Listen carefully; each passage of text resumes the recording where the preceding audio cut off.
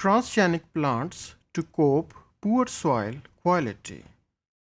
About 60% of the world's arable land, it is not suitable for the cultivation of plants, or one can say that these are the marginal soils. All the plants can grow there, but the yield it is not high or optimum. And such margin soils, they are due to some extreme pH or other environmental factors. In addition to extreme pH, there is also poor availability of the nutrients, and the presence of toxic metal ions is also one of the problem that can degrade the soil quality, and especially the availability of phosphorus and iron. It is the main issue कि phosphorus जो है या iron जो कि एक micro nutrient है, इसकी availability जो है प्लांट ग्रोथ को बड़ा इन्फ्लुएंस करती है.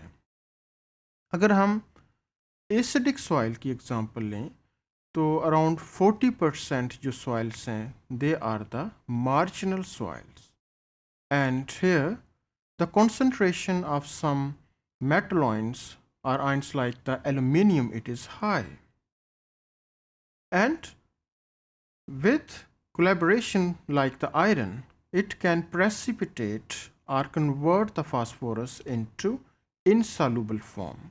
Once the phosphorus it is in insoluble form, it is no more available to the plants. So the presence of aluminium or even the iron in acidic soil, it can convert the phosphorus into insoluble form. In the same way, if the pH it is on other extreme, that is alkaline or basic, then here some other type of ions they may be dominating. For example, here calcium and magnesium may be present in high concentrations. And again, the problem is the same, that is insolubility of the phosphorus. If phosphorus is not available, then plant growth it may be hampered. And even in case of the presence of high concentration of the aluminium, root growth development will be inhibited.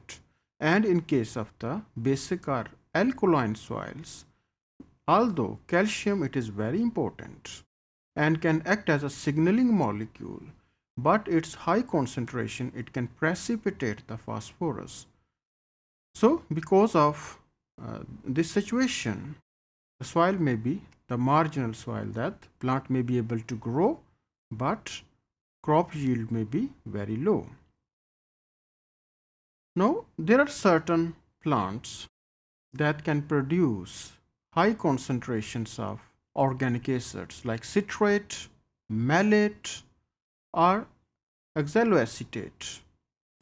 And these organic acids, they play a very vital role in the solubilization of phosphorus within the root zone, which is called as the rhizosphere. That is the zone that is directly under the influence of plant roots.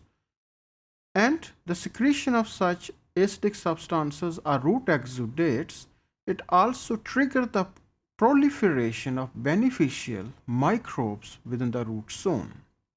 And those microbes, they have the ability to solubilize the phosphate and other minerals that are present within the soil.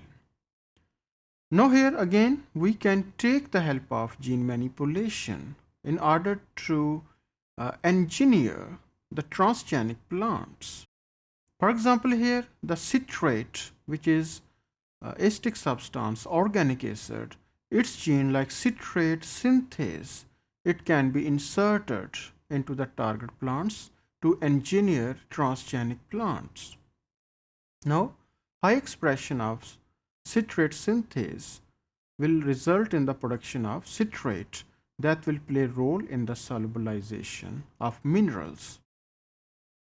In the same way, plant roots or even microbes, they also have the ability to synthesize other enzymes like the phytases within the root zone. Now, phytases, they are also very beneficial because phosphate, they are not only present in mineral forms or in inorganic form, but in addition to that, phosphates, they are also present in bounded form in organic matter. And this form, simply one can say that it is a phytate, and in organic form it is not available to plants or other microbes until it is mineralized. Now here, the enzymes that are called as the phytases, they help to release this bounded form of organic phosphate in the soil. And again, I will mention that plant roots have the ability to secrete the phytases, but in addition to that, microbes, they also have the ability to produce phytases. And all these activities, they can be managed or manipulated to increase the availability of the minerals within the root zone.